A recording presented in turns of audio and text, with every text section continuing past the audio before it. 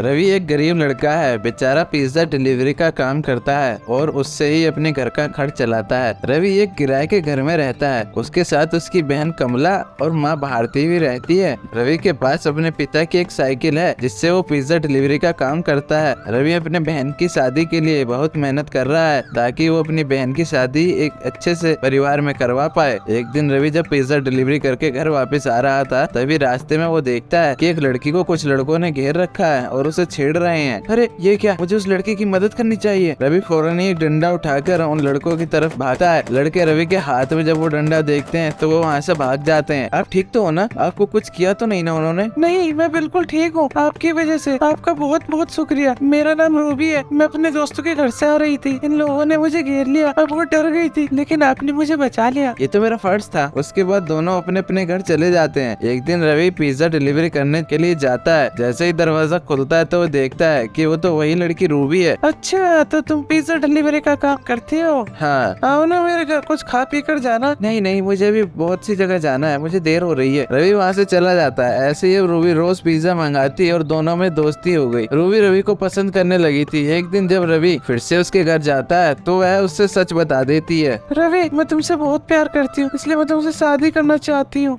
तुम्हें पता है ना, मैं पिज्जा डिलीवरी का काम करता हूँ और तुम कितनी अमीर हो, हमारा रिश्ता नहीं हो पाएगा। मुझे कुछ नहीं सुनना, मैं बस तुमसे शादी करना चाहती हूँ। मैं तुम्हारे साथ कहीं भी रह लूंगी। रवि अपने घर में अपनी माँ और बहन को बता देता है और वहीं रूबी भी अपने माँ बाप को सब बता देती है। दोनों की शादी हो जाती है। रूबी अपनी सास और ननद के साथ बहुत खुश थी। उसे जरा भी दुख नहीं था कि वो एक गरीब परिवार में रहने के लिए आई है। वो अपनी सास और ननद का ही बहुत ध्यान रखती थी। एक दिन रूबी के माँ बाप उससे मिलने के लिए घर आते हैं। छी, कितनी बदबू आ रही है इस घर में। कैसी झोपड़पट्टी में रहती है मेरी बेटी। अरे मम्मी पापा, आप यहाँ, आप बैठिए, मैं भी चाय बना कर लाती हूँ। अरे बेटे, तेरा माँ बाप आए, तो उनके साथ बैठ चाय बना लेती हूँ। बेटी तू कैसे घर में रह रही है? यहाँ तो सांस भी नहीं ली जा रही है। हाँ बेटे, तूने कहा इन भिखारियों के घर अपनी शादी कर ली? हम तो तेरे लिए कितने अमीर अमीर रिश्ते लाए थे। तभी माँ भारती चाय लेकर आ जाती है। चाय पीजिए भाई साहब, आप भी चाय पीजिए। छी, इस घर की कुछ भी चीज नहीं खाने पीने वाली। मैं तो पता नहीं कितनी गंदगी से बना होगा। ये सुनकर उषा की आंखों में आंसू आ जाते हैं। माँ बस करिए, आप यहाँ मुझसे मिलने आएंगे ना, मेरे ससुराल के बारे में एक भी शब्द नहीं सुनूंगी मैं। अगर आपको मेरे ससुराल की बुराई करनी है तो जा सकते हैं आप। बेटी तो ये क्या बोल रही है? माँ मैं सही बोल रही हूँ, मैं यहाँ बहुत खुश हूँ। मेरी सास मेरा आपसे भी ज्यादा ध्यान रखती है। यहाँ आकर मुझे आपकी कमी महसूस नहीं हुई। मुझे इतना प्यार करने वाली माँ और ननद दोनों मिली है। ये सुनकर भारती और कमला दोनों रूबी को गले लगा लेती हैं और उषा और अशोक को अपनी गलती का एहसास हो जाता है और वो भारती से उनके किए के लिए माफी मांगते हैं।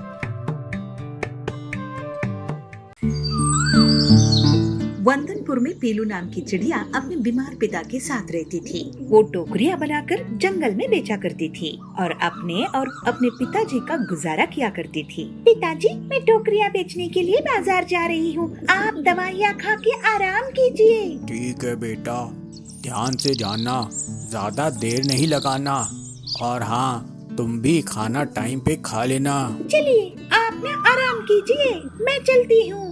ऐसा कह के पीलू चिड़िया टोकरियां बेचने के लिए जंगल चली जाती है। पीलू ऐसे पुकारती है, टोकरियां ले लो, टोकरियां, अच्छे अच्छे सुंदर रंग बिरंगी टोकरियां ले लो।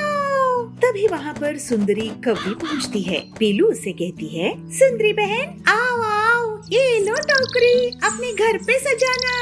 यह टोकरी कितने की है पीलू? पीलू कहती है, सिर्फ 100 रुपए की है सुंदरी बहन, ले लो ना, बहुत मजबूत है। सुंदरी टोकरी को अच्छे से चेक करती है और 2 टोकरियां खरीद कर वहाँ से उड़ जाती है। पीलू बहुत देर तक वहीं पे बैठी रहती है। फिर वह सोचती है, पूरा दिन निकल के जा रहा है मगर सिर्फ 2 टोकरियां ही बिकी है, इससे तो पिताजी की दवाई नहीं आएगी। मैं अब दूसरे जंगल में जाकर टोकरियां बेचती हूँ, शायद वहाँ पर कोई पक्षी खरीद ले। ऐसा सोचते हुए पीलू चिड़िया दूसरे जंगल की ओर चली जाती है। दूसरे जंगल में जाकर अपनी दुकान लगाती है। टोकरी ले लो, टोकरी, रंग बिरंगी टोकरी। तभी वहाँ पर बदमाश बास आता है और वह पीलू चिड़िया को छेड़ते हुए कहता है, अरे तुमने तो बहुत अच्छी अच्छी टोकरियां बनाई हैं। क्या इस जंगल में नई आई हो? तुम्हारे साथ तो कोई नहीं है, तुम अकेली हो क्या?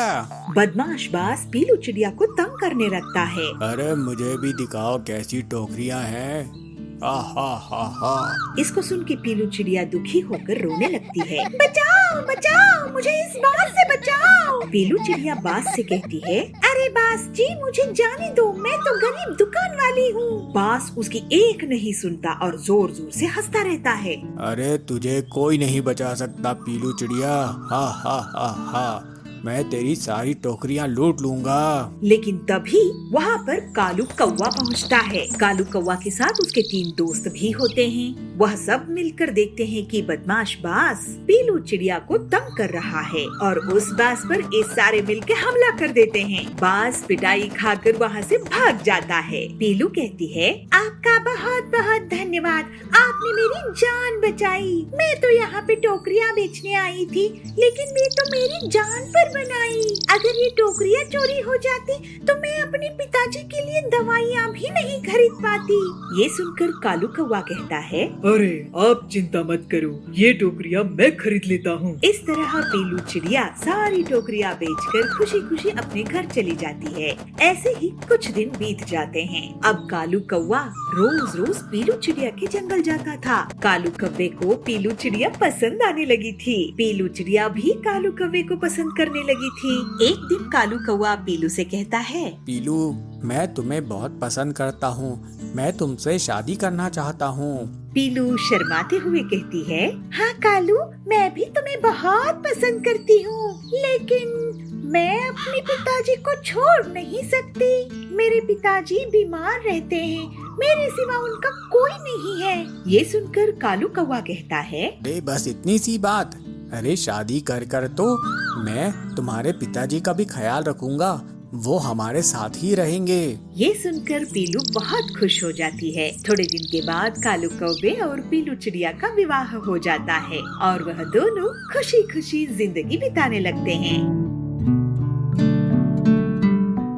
चिंकू एक बहुत ही बड़ी डील क्रैक करने वाला है। उसने क्लाइंट को जो रेट दिए हैं वो बहुत ही कॉन्फिडेंशियल हैं। इसकी उसने अलग से एक फाइल बना रखी है जो उसने अपने कैबिन में रखी हुई है। फाइल को रखकर वो लंच करने के लिए कैफे चला जाता है, लेकिन जब वो वापस आकर वो फाइल देखता है तो वो फाइल वहाँ नहीं थी, वो गायब हो चुकी थी। और तभी उस क्लाइंट का चिंकू के पास फोन आता है और वो उससे कहता है, हेलो चिंकू सर, सॉरी हम वो डील आपके साथ नहीं कर सकते। हमें किसी दूसरी पार्टी ने आपसे भी कम रेट दिए हैं, इसलिए हम उन्हीं के साथ ये डील कर रहे हैं। Sorry sir. चिंकू को पता था कि जरूर जिसने वो फाइल चुराई है उसने उसमें लिखी डिटेल्स उस कंपनी को भेजी होंगी और उन्होंने क्लाइंट को कम रेट दिया होगा, इसलिए ऑर्डर उसके हाथ से चला गया। नहीं तो उसने क्लाइंट को जो रेट दिए थे वो सिर्फ उसे पता था या फाइल में लिखा था। चिंकू को अब बहुत गुस्सा आ जाता है और वो डिटेक्टिव जी को फोन करके वहीं बुला लेता है। हाँ चिंकू, क्या हुआ,